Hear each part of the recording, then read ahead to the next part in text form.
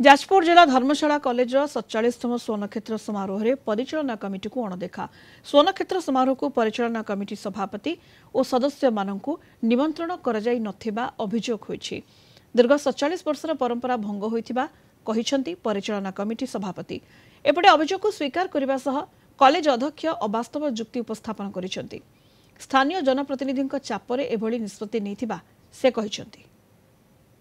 त्यागी लोक समाजसेवी लोक विधायक जो मैंने थे से दान साधारण लोक दान धर्मशाला कॉलेज प्रतिष्ठा होता है। आम जो परिचालना कमिटी अच्छु आमको दायित्व दिया परिचालना कमिटी आम मालिकतार ना अध्यक्ष जो मन मैंने जो कार्यक्रम कले मुझे कहीं नापसंद करुच्ची मुख्य हेले आम जनप्रतिनिधि परामर्श इच्छा को आमको सम्मान देवाई आवश्यकता रोच आम मन इच्छा सेमि तो किसी जेहेतु आम यहाँ गोटे सर्वसाधारण अनुष्ठान आम मन इच्छा सेमती किसी कर।